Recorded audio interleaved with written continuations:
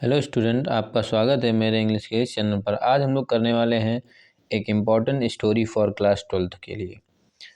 तो स्टोरी है, उन दिनों स्वामी विवेकानंद अमेरिका में एक महिला के यहाँ ठहरे हुए थे। तो उन दिनों की मीनिंग होती है in those days. Swami Vivekananda was, ठहरना की मीनिंग होती है स्टे। ठीक है, कॉन्टिन्यूस है तो angel staying with a women, एक महिला के साथ। कहाँ पे? इन अमेरिका, अमेरिका में, जहाँ वह अपना भोजन खुद बनाते थे। तो where he cooked his own food, अपना भोजन की ओन फूड। एक दिन वह भोजन करने जा रहे थे। One day when he was going to have food, आप यहाँ पर ईट फूड भी लगा सकते हैं, टेक फूड भी लगा सकते हैं। ठीक है, he was going to have food, जा रहे थे कि कुछ बच्चे पास आकर खड़े हो गए।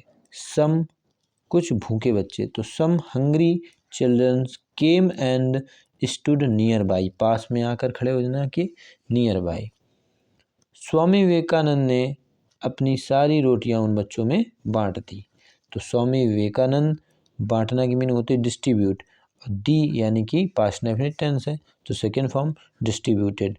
ऑल हिज ब्रेड, अपनी सारी रोटियां बांट दी। एमंग दोज चिल्ड्रन, ठीक है, जब भी कोई दो लोगों की चीज़ में बीच में कोई चीज़ बांटी जाती है तो वहाँ पर बिटवीन प्रीपोजिशन का प्रयोग करते हैं, और अगर दो से ज़्यादा लोग होते हैं वहाँ पर एमंग प्रीपोजिशन का प्रयोग करते हैं। ठीक है, तो दोज चिल्ड्रन। आगे है, यह देखकर महिला ने उनसे पूछा। सीइंग दिस, यह देखकर, ये प्रेजेंट पार्टिसिपल के नियम के अनुसार बना है। यह देखकर, तो सीइंग दिस, क्या देखकर? महिला ने पूछा। तो द वुमेन आस्क्ड हिम, उनसे पूछा। क्या पूछा? आपने सारी रोटियां बच्चों को दे दी। You gave all the breads to the children, ठीक है, अब आप क्या खाओगे? तो ये कौन सा टेंस है? फ्यूचर इंडेफिनिट का है। तो what will you eat now, अब आप क्या खाओगे?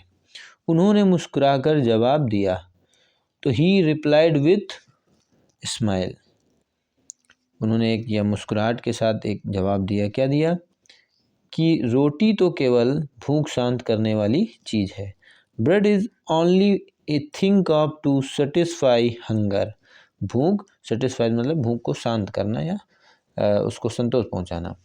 तो क्या है? रोटी एक केवल क्या है? Bread is only a thing to satisfy hunger. फिर आगे कहते हैं, यह मेरे पेट में नहीं तो उनके पेट में सही। तो if it is not in my stomach, यह मेरे पेट में नहीं, then it is in their stomach. Their लगा क्यों? क्योंकि बच्चे ज़्यादा थे। ठीक है, एक बच्चा होता तो हिज लगाते, तो उनके पेट में सही। फिर लिखा है, देने का आनंद पाने के आनंद से बढ़कर है। तो the Joy of giving is greater than that of receiving. अब ये दैट ऑफ क्यों लगा है?